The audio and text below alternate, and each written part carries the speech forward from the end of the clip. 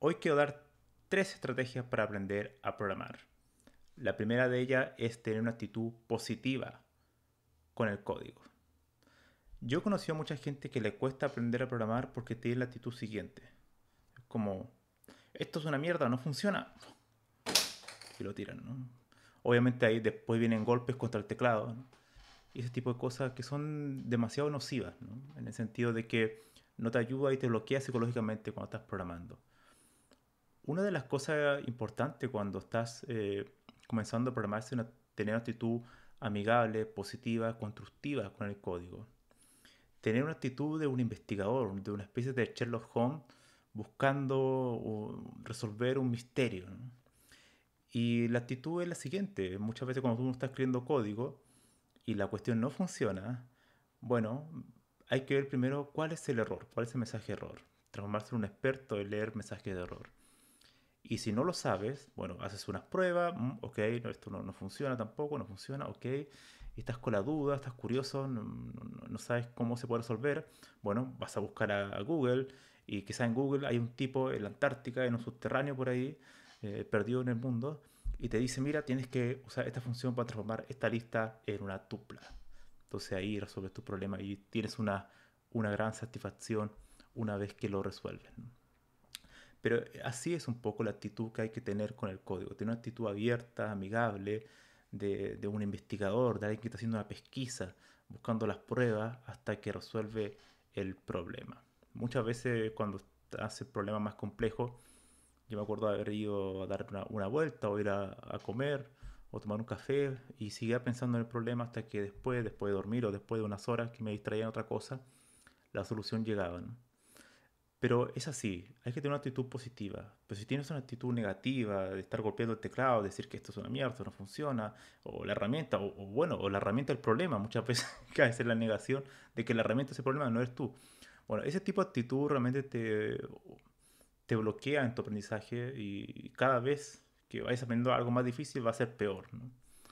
Ese sería la primera estrategia, tener actitud positiva con el código. La segunda es la retroalimentación. Esto como el deporte, como cuando un niño está jugando fútbol o baloncesto, eh, tiene a un profesor que lo está guiando. Incluso cuando está haciendo las cosas bien, le va diciendo que de esta forma lo puedes hacer aún mejor, ¿no? Ese tipo de cosas en programación también tienes que tener. Tienes que tener a alguien que te retroalimente, que te diga, este código lo puedes hacer así, este código no funciona por esto. Alguien que te dé un feedback, que te dé señales, porque eso psicológicamente te motiva también. Si estás solo constantemente y no tienes a nadie que te esté diciendo si está bien o no, es muy duro, es muy complejo. Y te vas a tender a perder en el camino. Otra manera de tener una retroalimentación si no tienes un profesor es tener un libro ojalá con los resultados, con la respuesta a los problemas después de cada capítulo. Lo vas resolviendo y después vas viendo si estás bien o no. Un libro tiene la ventaja que te da un orden. En el aprendizaje de cualquier cosa es importante el orden. Tú no puedes aprender álgebra si no sabes sumar, por ejemplo. Bueno, en la programación es exactamente lo mismo. Tienes que tener un orden en el aprendizaje. Esto es como una pirámide invertida, ¿no? Como que va creciendo así. Parte de conceptos muy simples y después añades otro piso, que son conceptos más complejos, pero que están la raíz de los previos. Si no sabes los previos, no puedes aprender los siguientes pisos, ¿no? Si no, se demorona todo. Bueno, es la misma idea. Tienes que tener un orden y tienes que tener retroalimentación para poder motivarte en el camino. La tercera, y yo creo que la más importante quizás para esta época, es el enfoque.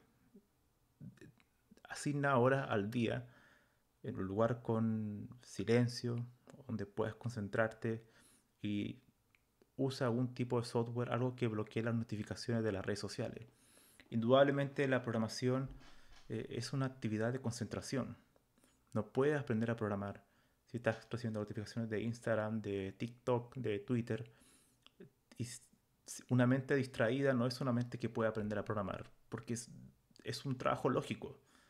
Y la lógica consiste en pensar cuestiones profundamente y pensar de manera sistemática y con un orden. Si no lo tienes, no es posible. Entonces la concentración es sumamente importante, sobre todo a la hora de estudio. Asigna 30 minutos, una hora. Yo a veces estudio con música, pero música instrumental muchas veces.